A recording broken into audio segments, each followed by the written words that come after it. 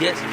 Bienvenidas y bienvenidos a una edición más de El Macedón Podcast. Este es Marcel Macedón Cruz, servidor. Muchas gracias por estar conmigo. La canción que acaban de escuchar es del álbum del EP Cowboys, disponible a través de Spotify, Pandora, cualquiera de tus plataformas favoritas, Apple Music, Amazon. Vamos rapidito con lo que es el tema de hoy. Y hoy vamos a estar hablando sobre lo que es la polarización en diversos temas dentro de la sociedad y cómo estamos en estos tiempos donde tienes que tomar o bando A o bando B, y si tomas uno de los bandos no puedes refutar ni dudar ni preguntar nada. El problema que estamos viendo en estos tiempos es que ese tipo de postura censura la interrogativa, censura el hecho de que podamos preguntar que, ok, esto no me parece, no me encaja de esta manera. O sea, ya eso es considerado como un acto de traición. Y es en todos lados, o sea, o apoyas Black Lives Matter o eres All Lives Matter. Esto, en otras discusiones, ¿verdad? O sea, en este tema que, ¿verdad? Un hot button issue que viene siendo, ¿verdad? El asunto de la violencia de género. O estás a favor de los derechos de las mujeres, pero tienes que estar entonces a favor de un absoluto, que vamos a estarlo explicando. Y adicional a que tienes que estar como que en ese absoluto, lo mismo ocurre con diferentes propuestas. Ahora mismo toda propuesta que tenga un bando no puede ser refutada. Eso es considerado un acto de traición. Y eso es algo que está muy mal porque da unos precedentes muy nefastos.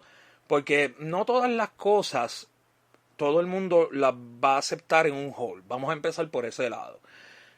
Vamos a empezar con lo que... Vamos a empezar con un tema que es bastante sensible, que es lo que vienen siendo los derechos de las mujeres. Ahora mismo tenemos el problema de violencia de género. Sin embargo, muchas personas, ¿verdad? Cuando se les pregunta, salvo algunos colectivos, han sabido decir, mira, esto, hay unas soluciones que se pueden tomar. Pero en mi caso me he topado con una serie de descubrimientos que no veo a nadie, hablando de ciertas anomalías y específicamente en el proceder judicial. Porque así mismo como estuvimos escuchando en horror el audio de la vista de la joven Andrea Ruiz Costa, también una cosa que no se sabe es que cuando un juez te dictamina, da el dictamen de una orden de protección, la víctima o la persona peticionaria tiene que ir a un cuartel a activar la orden. Así mismo como lo oyen, como si fuera un celular, tiene que ir al cuartel a activar la orden, porque si no la orden como tal es como si no existiera. O sea, y ahí tenemos un escollo que ya ahí no se le puede echar la culpa a que si la policía tiene o no instrumentos o herramientas, ahí no se le puede echar la culpa a fiscalía, y ahí es culpa de lo que viene siendo el foro judicial, porque esto es un proceder. La cosa es que los jueces no tienden a dar esta instrucción a la parte peticionaria, ninguna persona oficial del tribunal tampoco le hace el acercamiento. Esto viene pasando cuando ¿verdad? Porque cuando ocurren estos casos se le asignan a diferentes hogares que ayudan a las mujeres. Cuando el hogar llama a la víctima, es que entonces la víctima se da cuenta que tiene que ir a activarla. Esto puede pasar 2, 3 semanas, un mes después de que se dio la vista. O sea, esto, ya ahí tenemos una anomalía que yo entiendo que es sumamente grave. Y más cuando la persona es un reincidente, tiene conocimiento de estos escollos en la ley. Entonces, muchas veces hay varias personas tienden a molestarse cuando uno pregunta, ok, ¿cuál es la propuesta? ¿Qué es lo que viene detrás de este plan de emergencia nacional? Se activó la alerta rosada, que yo entiendo que, por un lado, ok, está muy bien que se activen todas las agencias, se utilicen plataformas mediáticas, pero el caso de Cage la provoque, este procedimiento lo que hace es como que alimentar un poquito más el morbo. Y fue bastante, o sea, fueron horas de mucha tensión. El caso de esta muchacha de Cage Lamari, que, ¿verdad? Se le imputa al boxeador Félix Verdejo. Entonces, aquí tenemos otra situación donde tienes que estar en bando A o en bando B. O crees que fue Félix Verdejo o no crees que fue Félix Verdejo. O sea, hay una teoría de estas de conspiración bien locas, que si un bichote, que si le están echando la culpa a él. Yo no me iría como que tan farfetch, pero yo dentro de toda esa situación, y aunque repudio lo que pasó, y es algo que fue bastante horroroso verlo, sí hay un cuestionamiento que me hago, que él, siendo un boxeador profesional, tener que recurrir a drogar a la víctima cuando él, su última pelea viene siendo en el mes de diciembre, entonces como que el hecho de que él tuviera que como que drogarla, como que con 2 golpes no la lograra noquear, es algo que como que no me encaja. Pero entonces si yo voy a las redes sociales y yo pongo esa duda, lo que van a estar es como que yo estoy defendiendo un agresor. No, estoy defendiendo un agresor, es un punto de lógica y física. Un boxeador entrenado, sus manos son armas. No necesita un arma de fuego, no necesita fentanil, no necesita heroína. O sea, solamente sus armas. Además, podía darle y decir que se cayó contra una escalera. Cómodo. O sea, hay unas complicaciones que hay que dejar que el juicio fluya para entonces ver cuáles son todos estos pormenores, qué versiones son las que desfilan, porque eso es literalmente lo lógico en este caso específicamente. O sea, pero ¿qué pasa? Si tú te pones en las redes y yo pongo como que esto del puño no me encaja, estás defendiéndolo, estás defendiendo un agresor.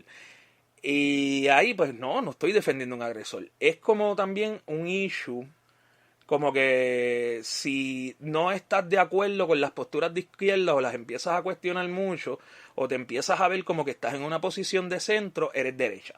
O sea, ya el centro no existe. Y eso es algo bien triste porque lamentablemente, a diferencia de lo que piensan muchos disque politólogos, sí, el centro existe y lamentablemente la mayoría de las personas en realidad militan más en un centro que en una definición polarizante completamente definida. Hay gente que no cree en el aborto, pero que sí creen en más derechos para las mujeres, dependiendo, ¿verdad?, de diferentes valores conservadores. Hay gente que, pues, por ejemplo, no creyeran, vamos a decir, en el plan de salud universal.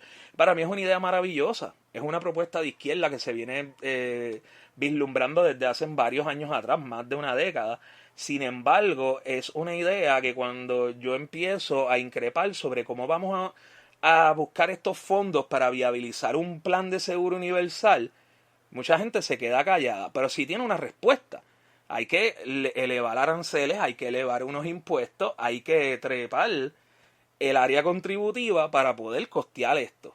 Y esa es la parte que no se presenta al público, se presenta salud para todo el mundo. O sea, porque en muchas de las propuestas, y eso me ha dado pena en el caso de la izquierda, porque yo, en mi carácter personal, a pesar de todo, yo me considero una persona de pensamiento progresivo liberal, pero he visto como unas propuestas se han salido de control, entonces estas propuestas se vuelven como sus pequeñas mini religiones. El plan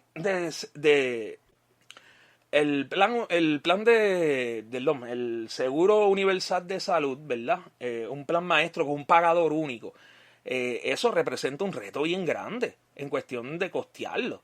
O sea, y cómo entonces el reto ahí está en cómo se logra establecer un plan adicional a que también por nuestras cláusulas territoriales las aseguradoras van a pelear y van a tratar de bandearse a través del Tribunal Federal. So, sería una lucha que es bien cuesta arriba. Hay que ver la viabilidad legal para hacerlo. ¿Cómo se identifican fondos para hacerlo? Es como otra propuesta popular de izquierda, que es la de la energía renovable. Fantástico. Pero no podemos pagarle placas de sol a todo el mundo.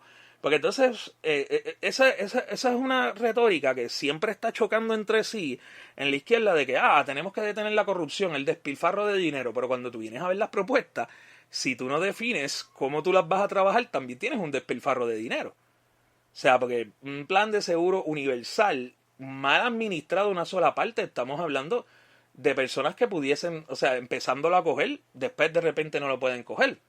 Tenemos que acordarnos que Puerto Rico tiene una caja que está completamente maltrecha, que no podemos estar contando con estar pagando cosas. En otro tema, estamos tocando diferentes temas de polarización, ¿verdad? Tocamos esas dos propuestas de izquierda. Vamos ahora con el área de violencia de género. Se establece una emergencia nacional.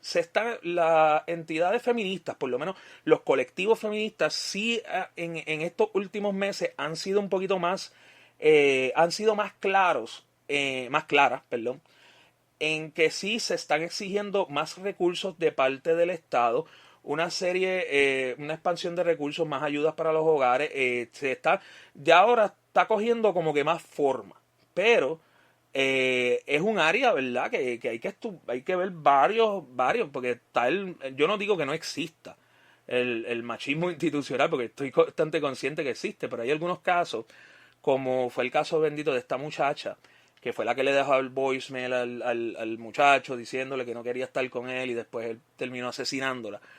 Ese es un caso que lo traigo a colación porque ahí, a diferencia de otros casos donde vemos que es que el hombre pues entiende que la mujer es un ser inferior a él y por ende actúa de esa manera, y ahí es que tenemos el machismo institucional. Pero también tenemos el caso de personas cuya meta en toda su vida es formar un hogar, y cuando ven que ese hogar se derrumba no pueden bregar y terminan pasando estas cosas. No es que lo estamos justificando, pero estamos viendo diferentes vertientes de dónde viene la violencia, ¿verdad? Y yo entiendo que sí, deben haber más recursos. Ahora, moviéndonos del área de la violencia al área de los derechos de las mujeres. Yo estoy completamente de acuerdo que una mujer está más que capacitada para correr cualquier tipo de empresa. Yo tengo amigas mías que son soldadoras, yo tengo amigas mías que son mecánicas, yo tengo amigas mías que son ingenieras, yo tengo de todo. O sea, la mujer no debe ser limitada para nada porque la mujer está capacitada para hacerlo todo. Y en eso también en los lugares de trabajo sí se deben establecer unos mecanismos de ley para que no se dé el discrimen contra una persona por ser mujer. Porque muchas veces estos discrímenes se dan en las áreas profesionales más bien, está el machismo, pero también está el miedo. El miedo de que la mujer lo vaya a hacer mucho mejor, entonces cuando vengas a ver todo esto. Y eso no debería ser así porque en realidad yo entiendo que las mujeres tienen mucho que aportar y hay ejemplos actuales. Un ejemplo, Marissa Mayer, quien fue CEO de Yahoo, fue vicepresidenta de Google, y hay varios, o sea, eso es en el área empresarial, en el área política, o sea, hay varios ejemplos y yo entiendo que no debería existir una limitación a una mujer en su área de empleo y no debería existir una discriminación contra una persona por ser mujer. Sin embargo, cuando nos transportamos a otros lugares donde las luchas feministas son más fuertes, por así decirlo, tenemos el caso, si no me equivoco, es Argentina, que se está trabajando un proyecto donde se pide que si, por ejemplo, tú tienes una idea de negocio, tú puedes ir a incorporar, pero cuando tú vayas a incorporar tienes que ir con una mujer, porque si no vas con una mujer no se te deja incorporar. Ya ahí, entonces, nos fuimos por encima del vagón. Ahí ya entonces, ahí yo tengo un serio problema con eso, porque tú ahí estás trastocando, o sea, cómo se está creando una empresa, cómo se está desarrollando una empresa, estás obligando a ponerle el componente femenino, y no estoy diciendo que el componente femenino sea malo, porque es lo que acabo de explicar ahora mismo, pero si yo ahora mismo dentro de todo esto, ahora mismo yo vivir en Argentina, Macedon Media, la mayoría de las cosas que yo trabajo, ¿verdad? Dentro de Macedon Media, las trabajo yo. Yo grabo el podcast, yo hago la música, yo me encargo, ¿verdad? Con una serie de conexiones que tengo, trabajar la distribución, pero el centro de todo el trabajo que se hace en Macedon Media soy yo. Entonces, si yo estuviera en Argentina, yo tengo que llevar una mujer, aunque no tuviera problemas, si me viera obligado por ley a hacer eso, pues tengo un buen plan, pero yo tendría que llevar una mujer. Si yo, por ejemplo, desarrollo, qué sé yo, una serie de videos en YouTube y entonces quiero registrar eso, pero algo que no sea Macedon Media, y lo hago con otra persona, a lo mejor un amigo mío. Entonces tenemos que llevar dos mujeres para entonces registrar la corporación. Ya entonces ahí es donde nos vamos a unos extremos donde ahí están al garete. Porque lo malo de esa ley es que es un precedente nefasto, porque entonces tú tienes el Estado dictando cómo se va a crear la base de una corporación, dictando cómo se va a desarrollar una empresa, y por encima de eso, o sea, está sobreregulando. O sea, estamos hablando de que leyes como esa quitan la palabra privada y sector privado completamente fuera del agua. Porque el gobierno entonces está rigiendo como porque yo creo en los directorios, los boards de las compañías sí deben ser balanceados. O sea, abogo por eso. Si yo en un momento Macedon Media crece a un nivel bien grande, usted va a ver un directorio balanceado. No estoy diciendo que no. Pero yo lo que estoy diciendo es que si una persona está en su base empezando a desarrollar su negocio, tú le estás añadiendo un peso adicional en porcentaje que a lo mejor esa persona, mira, a lo mejor la persona, vamos a poner que es un loner, una persona solitaria, esa persona tiene que entonces buscar a otra persona para entonces dividir el 50% con una persona que simplemente está ahí para que la corporación pueda existir. O sea, ya eso, pues, raya, ya ahí estamos rayando en lo absurdo. Porque, o sea, eso, ahí no hay una equidad. O sea, yo lo que entiendo es que si en el desarrollo de la compañía que se exijan unos directorios balanceados, no tendría problema con eso, pero de nuevo, sí tenemos el problema de que estamos metiendo mucho la mano en el desarrollo creativo de empresas, de productos, de contenido, de lo que sea. O sea, y se supone que el gobierno no llegue a esos extremos. Ahora, cuando miramos bien, y estos son diferentes casos, o sea, yo empiezo a ver que las propuestas se empiezan a descontrolar para el 2016 cuando yo estaba corriendo para representante. Un ejemplo de esto fue la llegada de la compañía Uber a Puerto Rico. Mucha gente empezó a decir los taxistas, que si esto, que si lo otro, pero mala mía, antes de que llegara Uber, los taxistas son caros. Un viajecito, por ejemplo, de Santurce a Bayamón son como 30 o 40 pesos. O sea, no es que es tan diferente con Uber, pues Uber es bastante carito también. Pero yo donde veía una gran oportunidad en el caso de Uber es que muchas personas que están desempleados, que no tienen nada en ese momento, o que a lo mejor, mira, tiene un part-time y le está yendo bien por un ladito, pues tienes un break de hacer un poquito más de dinero por otro lado. Eso es lo que yo estoy viendo que es la ventaja en ese momento. Cuando yo estaba corriendo por el Partido del Pueblo Trabajador, la postura de Rafael Bernabe, el entonces candidato a la gobernación, era de que no, que Uber es malo, que es una compañía americana, que si esto, que le está quitando derechos a los taxistas puertorriqueños, que la mayoría son de República Dominicana. Y no estoy diciendo que sea malo eso, pero, o sea, se hace la defensa como el empresario boricua, y la empresa de transportación en realidad pues se la ha acaparado otro sector de la población que es la realidad. O sea, y aquí se le está presentando una oportunidad a diferentes personas de poder generar. Lo más que nosotros necesitamos dentro de la maltrecha economía de Puerto Rico en estos momentos es flujo de capital. Sin embargo, pues eso ahí es donde yo empiezo a ver la ruptura con lo que viene siendo la izquierda y el fanatismo. O sea, eso para el PPT fue como la máxima traición. Ahí empecé a tener los problemas que los hemos mencionado aquí antes, que llamaron a la producción de un programa donde yo estaba para sacarme porque yo no representaba el partido. De ahí mis flyers no aparecían, de ser el nene lindo que empezó en la candidatura, ahí pasé a ser como que al último que le daban las cosas, al último que llamaban para todo. Y todo porque simplemente, o sea, estoy presentando un planteamiento donde tengo una deferencia con el líder en ese momento y entonces se me penaliza. Y ese es el problema que trae todo esto, porque la polarización es como, por ejemplo, en el caso del aborto, yo estoy de acuerdo que el aborto sea accesible y que sea legal, porque hay muchos casos, hay gente pues que tiene otros planes de vida y pues nadie debe regir el cuerpo de una mujer que no sea una mujer. Eso yo estoy completamente de acuerdo. Ya entonces cuando entramos a la parte de gratuito es donde yo digo, párate ahí, porque primero, o sea, volvemos al caso del principio, del seguro universal. El Estado a duras penas tiene recursos para poder proteger a seres humanos y tú estás pidiendo que se habiliten recursos económicos para que entonces todo el mundo pueda estar, y perdonen que lo diga de esta manera, a capela. Y eso lamentablemente no me hace sentido. Donde a mí único me hace sentido un aborto gratuito es dentro de un caso de violación. Es donde único se me hace factible un aborto que sea pagado por el Estado. Pero o sea, tú no puedes pretender que por andar de calenturas, porque quieres a capela, porque no te gustan los condones, tú no puedes pretender que entonces yo, como contribuyente, pague por tu calentura. Porque eso es una estupidez. O sea, está cabrón. Entonces, seguimos viendo diferentes propuestas donde hay como que muchas loqueras, hay como un montón de incongruencias. Entonces cuando tú empiezas a preguntar, rápido te ponen el sello de traidor, de que si eres de derecha, que si tú no representas los valores, que si tú eres un traidor para la patria. ¿Traidor de qué? O sea, ese es el problema. Estamos condenando el proceso de preguntar, estamos condenando el proceso de cuestionar. Estamos creando un mundo donde existen diferentes esferas de verdades absolutas que lamentablemente ninguna verdad es completamente absoluta.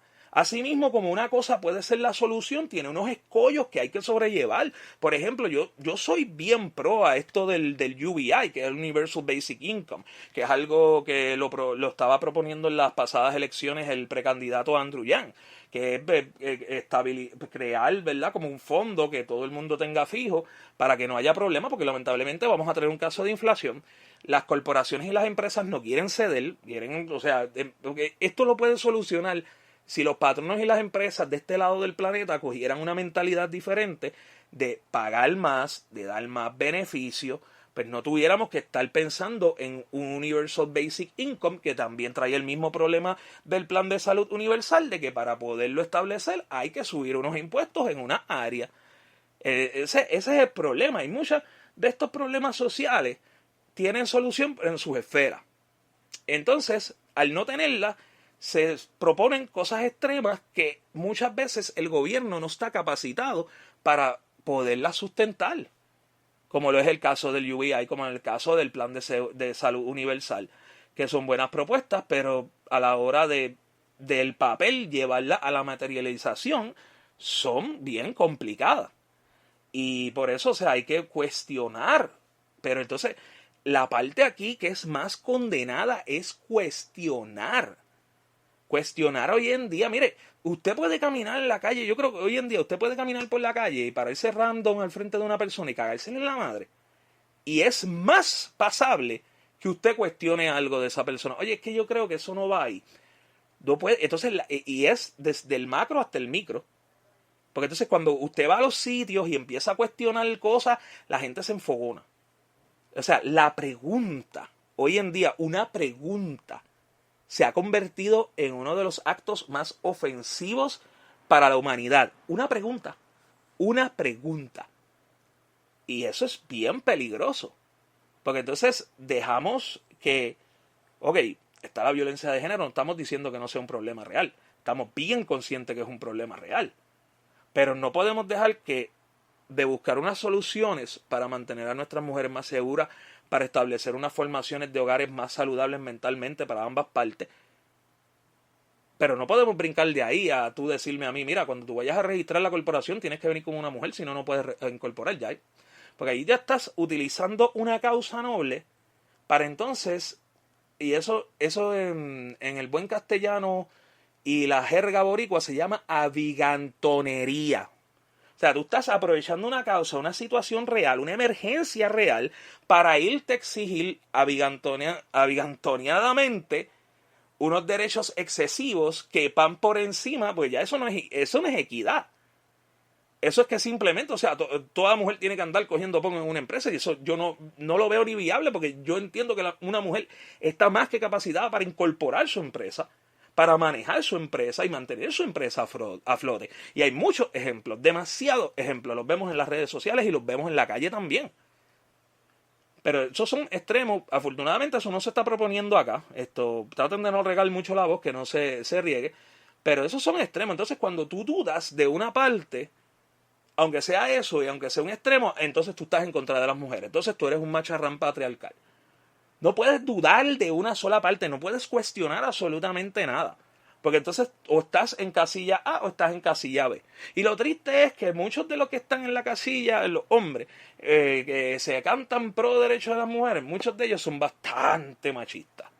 O sea, y este ciclo sigue y sigue y sigue y sigue y sigue. Entonces el problema que tenemos con todo esto es eso mismo. Mire, ahora mismo un research que he estado trabajando mucho acá es sobre el ciberterrorismo. Y aquí vamos a lo que es Black Lives Matter. Para que ustedes lo sepan, y según, o sea, todo, ¿verdad? Información de documentales, cosas que uno ve por ahí. Pero los primeros posts de Black Lives Matter fueron hechos desde una oficina en Rusia. O sea, no lo hizo una persona afroamericana.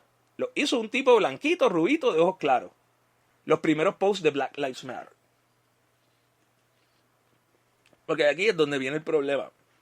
La gente se divide. En colectivo, cuestionar se convierte como que en un pecado. Y al nosotros perder la capacidad de cuestionar, de dudar, de preguntar cuando algo como que no nos encaja, y ahí perdemos casi todas nuestras libertades, porque no puedo preguntar por qué esto es injusto, no puedo preguntar, ese es el salario, tú tienes que bregar con eso. O sea, no se puede preguntar nada. Entonces, se crea esta guerra que tienen, que corre por todo el mundo entre China y Rusia, Estados Unidos, viceversa.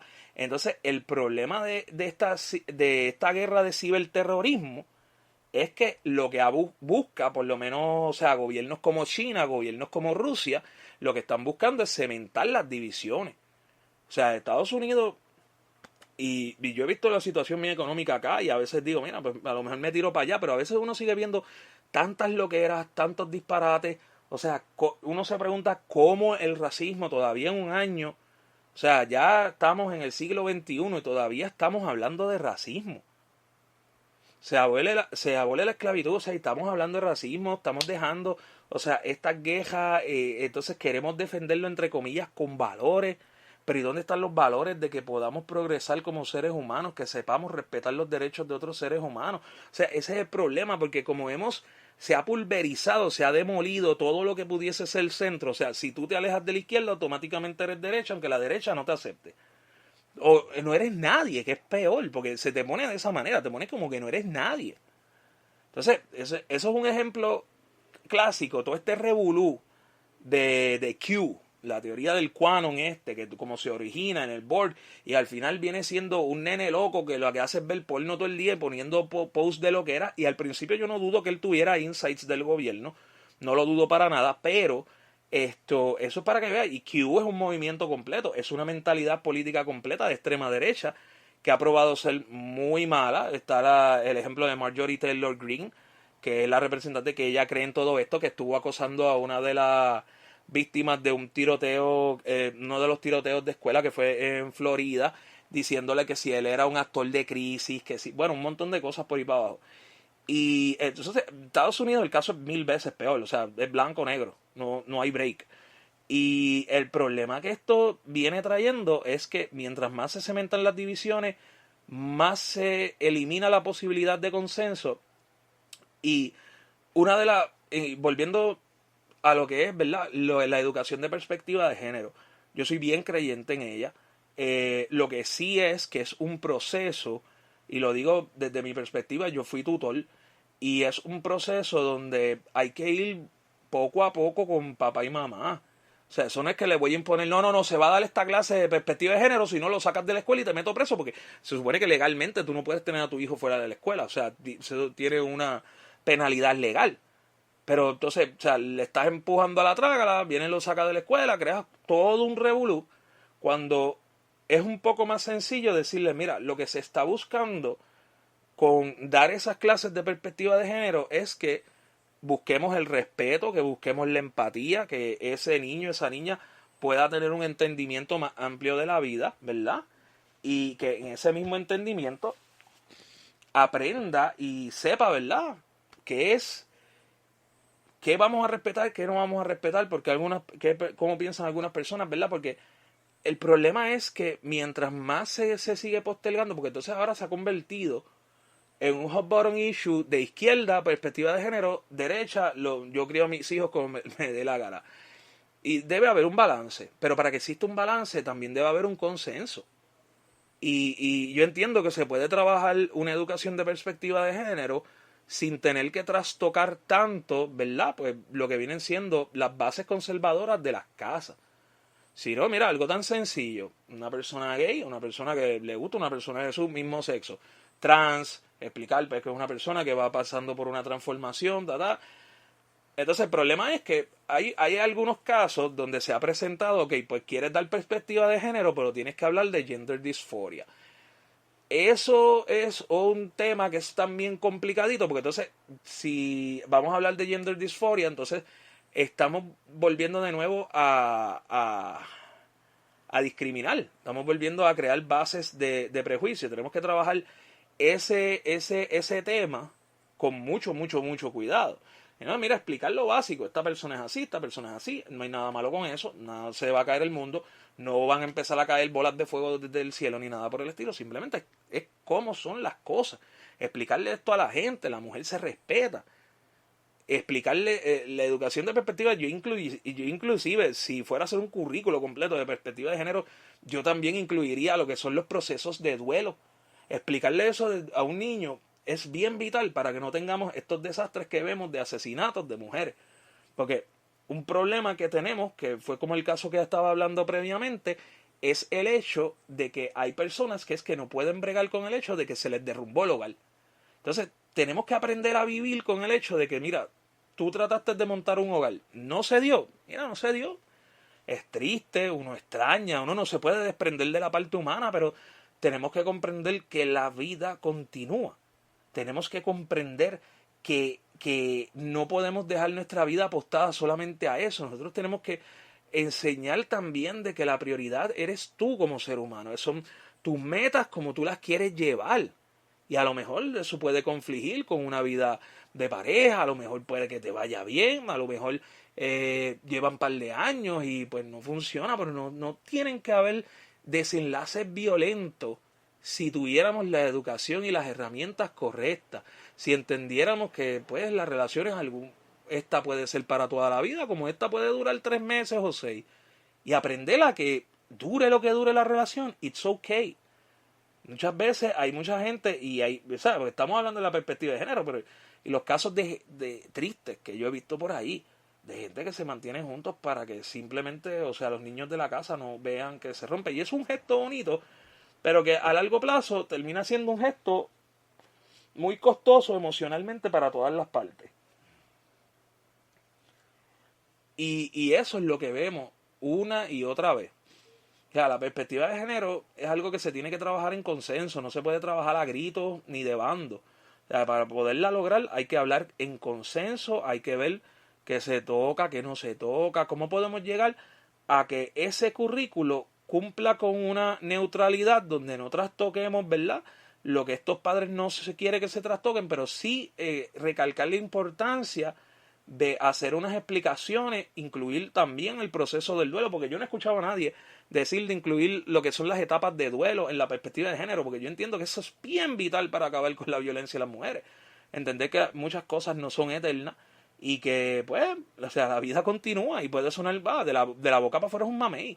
Pero hay gente que vive obsesionada de que a ellos no les importa qué trabajo ellos tengan. La obsesión de muchas personas, específicamente en Puerto Rico, es montar un hogar y punto.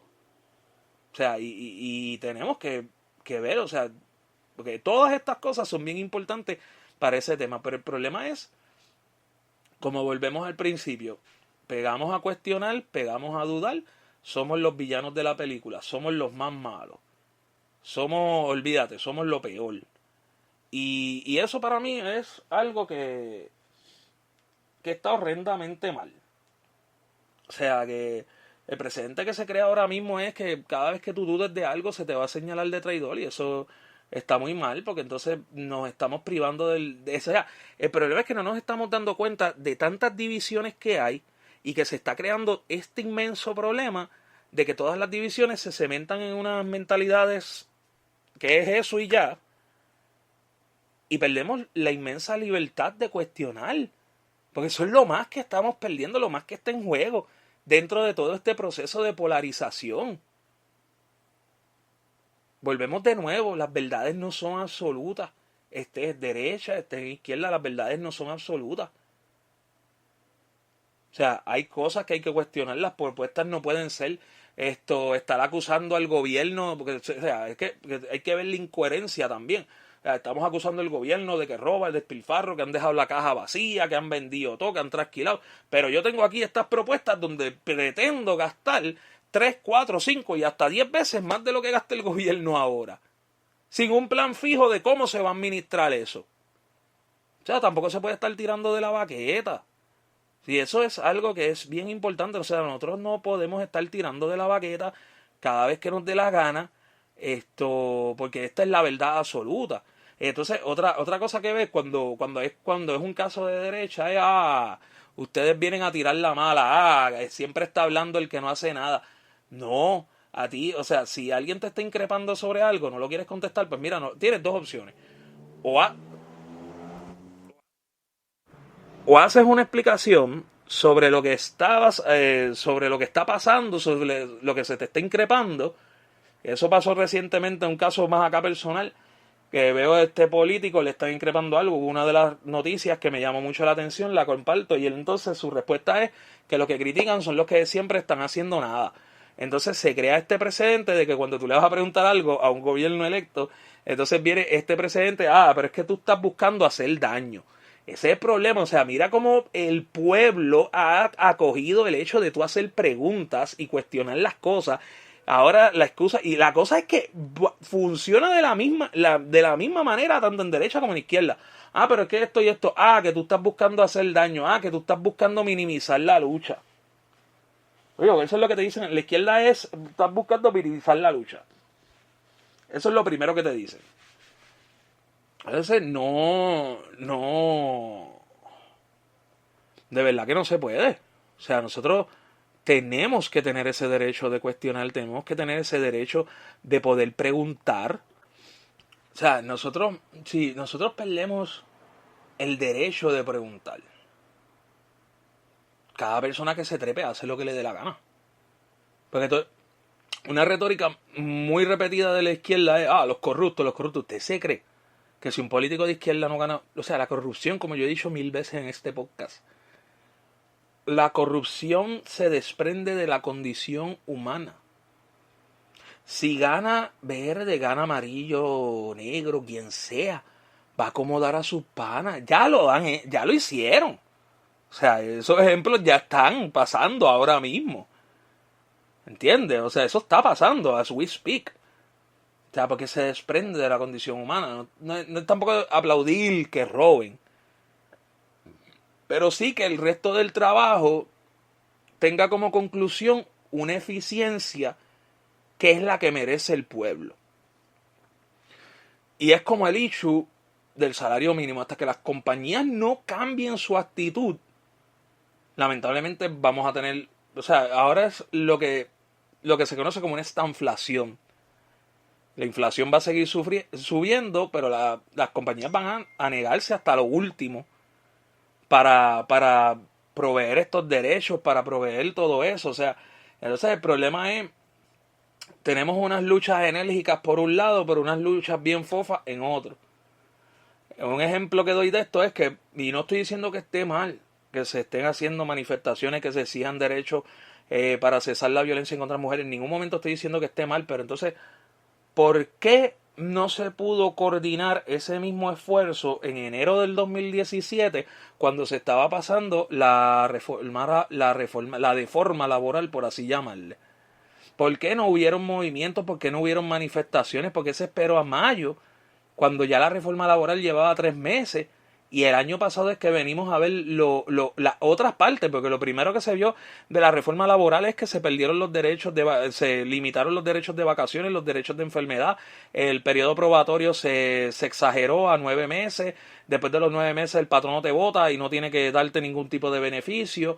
Entonces, pero el problema grande que se descubre ahora con este revolú de la pandemia, que es que la empresa decide cómo a ti te votan. O sea, si la empresa te coge odio, la empresa puede decir que tú le robaste hasta los clavos de la cruz. Eso aparte también, eso es bien detrimental, pero lo dejamos pasar, los abusos laborales los dejamos pasar. Yo no veo a nadie organizando una manifestación para ir a decir, mira, suban ese 725, porque todo el mundo se queja del 725, pero nadie se va a coger el sol para evitar que ese 725 siga. O sea, y ese problema lo seguimos viendo una y otra vez. Y el problema es que mientras... Entonces, pues mire qué cosa. No podemos cuestionar en issues políticos, en issues sociales, no podemos cuestionar nada, pero sin embargo sí podemos cuestionar cuando vamos a las tiendas, podemos cuestionar como si tuviéramos como un derecho, un inheritance. Pero así son las cosas. Podemos cuestionarle al empleado de la tienda, podemos comérnoslo vivo, pero no podemos cuestionarle al gobierno, no podemos cuestionarle al patrono, no podemos cuestionarle a más nadie. Y esa es la realidad que estamos viviendo en estos momentos y es bien triste, porque es una deformación social. Y cierro este episodio con este pensamiento. Uno de los componentes más encontrados en el planeta Marte es conocido como Xenón 129. Xenón 129 es un componente que se encuentra usualmente cuando hay un ambiente de devastación nuclear. Como planeta y como sociedad vamos bien cerca a que, si seguimos como vamos, la única solución y la luz al final del túnel va a ser que todo el mundo se arranque la cabeza de todo el mundo. Ese es el problema. Cuando queremos crear esta sociedad polarizada, que no se puede preguntar, que no se puede increpar, que no se puede dudar, que tenemos que convertir las luchas en unas verdades absolutas y no podemos cuestionar absolutamente nada. Y eso es bastante grave. Bastante grave, no en cuestiones de lucha, sino a nivel de la deformación social masiva que estamos presenciando gracias a esto. O sea, y por eso tenemos que repensarlo. Las personas que son valientes, usted puede tener una mentalidad liberal y progresiva y usted puede tener las mismas dudas que tengo yo. Y eso no lo hace usted menos liberal y menos progresivo. Porque 2 o 3 personas o un colectivo piense de una manera no quiere decir que esa verdad es absoluta. Porque eso es lo que se busca aquí. Que no sigamos con esto de verdades absolutas. Hay áreas que hay que cuestionar. Hay cosas que, ¿verdad? O sea, hay que preguntarse cómo se trabajan. Así que nada, este es Marcel Macedón Cruz para el Macedón Podcast. Estamos entonces pendientes para pronto, así que se me cuidan mucho y nada, seguimos por ahí para abajo. Viene por ahí también un par de episodios bien interesantes. Así que nada, vamos arriba.